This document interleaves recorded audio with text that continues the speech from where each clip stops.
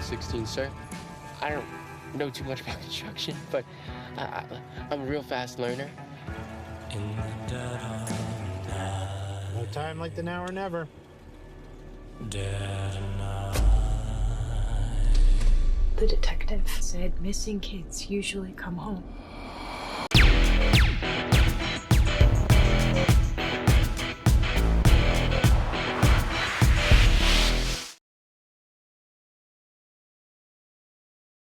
Hello everyone, I am Adriano Ercolani for Cinema Daily US.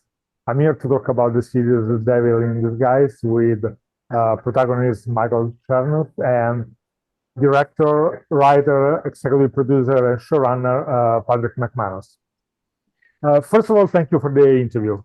And I would like to start with you, Patrick. I was really surprised watching the series because I was expecting the thriller, I was expecting the horror. But in the core, I think this series is about the aftermath. It's a drama about grief and loss. It's more about the victims in some way than about the evil. So, can I ask you, why did you approach the story on this angle? First of all, thank you for taking the time. It is such a pleasure to talk to you. And secondly, I just want to say that you nailed it. Like, you nailed it in your question, which was that you said it's a drama about all of these other things and that it isn't a piece of true crime. And that ultimately was the goal. I keep saying it over and over again that I said no to this at first a couple of times because I did not want to tell the story of John Wayne Gacy.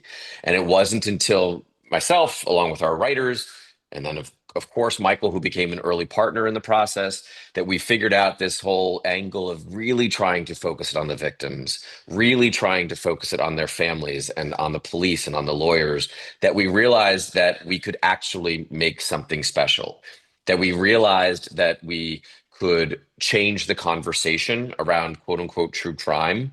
And that's challenging, right? Anytime you try to do something different, getting that message across is always challenging, which is why I'm so grateful to the fact that the press have understood what we tried to do. I'm so grateful to the fact that the viewers have tuned in and we have been a big success on Peacock. And it feels like that balancing act that we were looking for between the expectations of the true crime audience and a desire to expand that audience to people who are afraid that all we're going to do is be salacious, who are afraid that all we're going to do is to be gratuitous, that we're going to glorify the monster. Everything we were trying to do was to direct the attention off of John Wayne Gacy onto the effects, as you pointed out quite clearly and quite well, of what he did. And the last thing I'll say before I turn it back to you, and I hope to Chernus, is that Michael was an extraordinary partner from second one. He understood from second one what we were trying to do. He supported it. He was a leader on set and off set. And the truth is that this performance that he put forward is revelatory. And it's so easy. And I'll let him talk to it, but would have been so easy to be the evil mustache twirly killer. And he brought nuance and subtlety, as he does to all of his performances. And for lack of a better word, which I hope you'll dig into, he brought a humanity to the character and as well. And so I am so proud of my partnership with him. I desperately hope he'll say yes to whatever I come to him on next, because he is just one of the loveliest human beings, and his talent is well known already. So thank you for being here. Absolutely. And Michael, actually, my question follow up to what Patrick said. I think you achieved the very difficult task in order not to explain the character, but I don't know how to say that, how to put it, basically to find the logic of the character inside that chaos, inside the evil. Can you explain how did you try to achieve that in some way? It's a great question. First of all, I just want to say thank you to Patrick for those kind words, and just say that my partnership with him has meant so much because I think we have the same amount of like OCD and anxiety, and I would call him at all hours of the night, long before we started shooting. Right after I was cast, I just would call him every day and be like, "I have a question about this one word in the script," and he, not only did he humor me, he was just like, "That's great, keep the questions coming." And so I just felt like we found in each other a kind of I'm joking calling it obsessive compulsive, but an attention to detail and sort of an obsessive specificity around the story, and for me that was a key into playing this guy, to just be as specific as possible, to not be playing broad stroke general serial killer or playing evil, because how does one play evil, but to really drill down on like who was this guy, and and who was he as a human being. Patrick used that word humanity, and I think it's a tricky one because we don't want people to think we're trying to humanize this guy in the sense of bringing sympathy towards him or even trying to explain his unexplainable actions.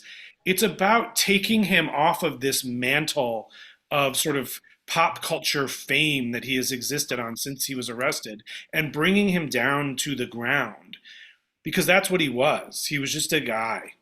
And that's to me way more terrifying than some evil thing over there that we can watch because he's not one of us. Like, he was one of us. He blended into society really well for a really long time. And so for me, playing him, the trick was like how to show the humanity of him, but also not glorify him, right? And so it was just this middle ground of just really trusting these great scripts that I was handed that had empathy baked into them. So like the bar was already set very high. The way that Patrick and his writers approached this were from this really heart-centered place. And so just trying to live up to those scripts and just remembering the larger sort of thesis statement of our show, that it wasn't about making John Gacy seem sympathetic. It was just about showing him. Absolutely. But do you mind also if we acknowledge the rest of the cast? Because honestly, Please. gabrielluna and Marian Island, and I was so surprised about seeing James Badgedale in a role that is very unusual for him.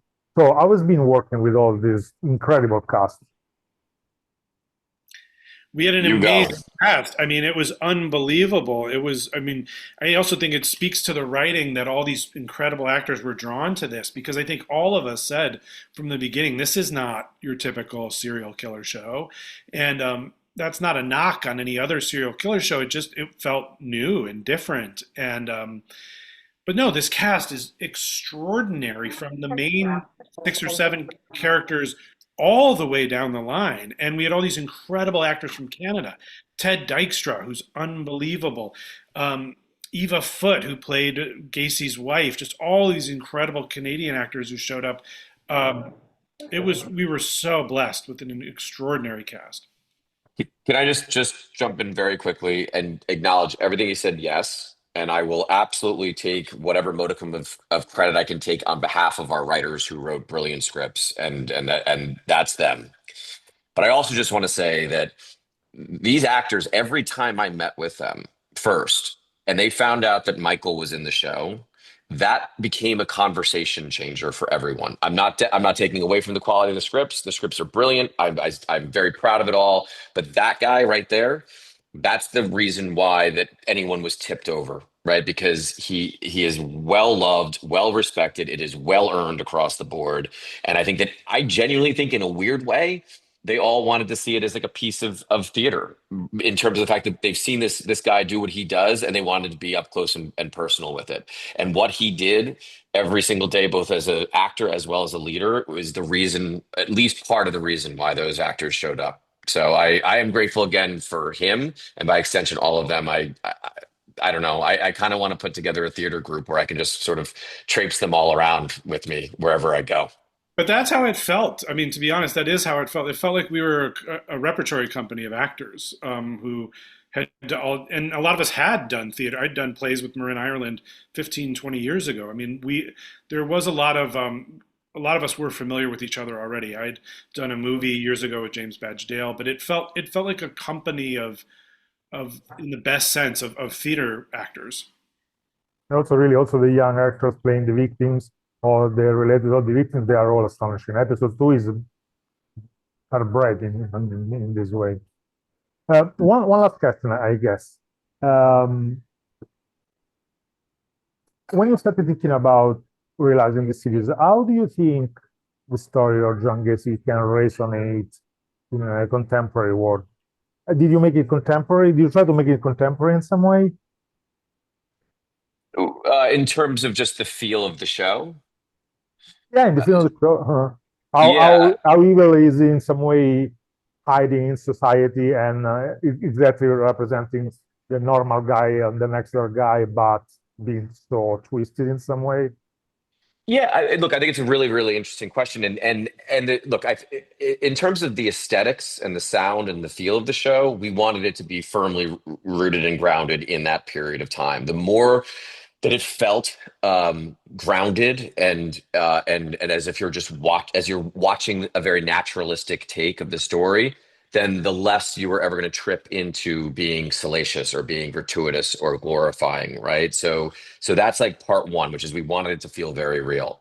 But to the deeper down into your question, the relevancy of the story, one of the things that I think is a reason why people should watch this show, right? Beyond his brilliant performance and all of our actors' brilliant performances, beyond the fact that I stand by the fact that this show is a different, original, new way to tell true crime. It's also the fact that the same prejudice and the same biases that allowed Gacy to get away with what he got away with for so long, those same prejudices and biases that led to violence are the same prejudices and biases that we are facing down here today that lead to the degradation of our society, the degradation of our culture, and ultimately is supercharged by the internet and by social media. And so if nothing else, if people take nothing else away from watching our show, and it's the reason why people like you are so important to us, that you spread the word, it's that they recognize the fact that this is a story that is sadly all too relevant today, and that we all need to take a stand against prejudice, and that we all need to take a stand against biases. And ultimately, by doing so, we're going to open up the aperture of the world and be more accepting. Absolutely. Guys, my time is up. It's been really, really a pleasure to talk with you about this series. I think it was very important to spread the voice. You're right. Thank you again for the interviews. Thank you. Thank you. Have a good day. All right. Police looking for John Gacy. Kid's missing. Reported last seen with you. Yeah, I don't know who that is.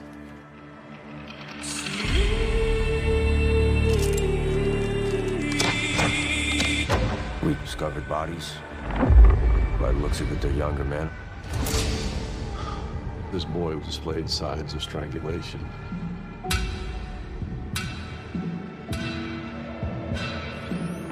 My boy. He's my boy. As teenage male employees start disappearing, and nobody in your department looks into the guy? The things he did to those kids.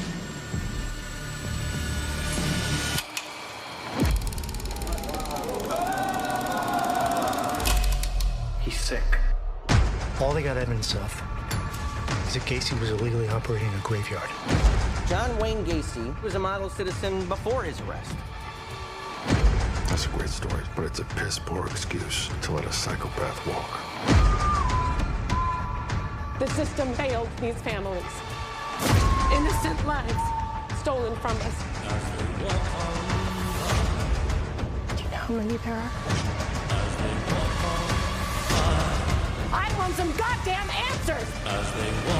How many are down there? It's enough to make a young man. How many did you kill?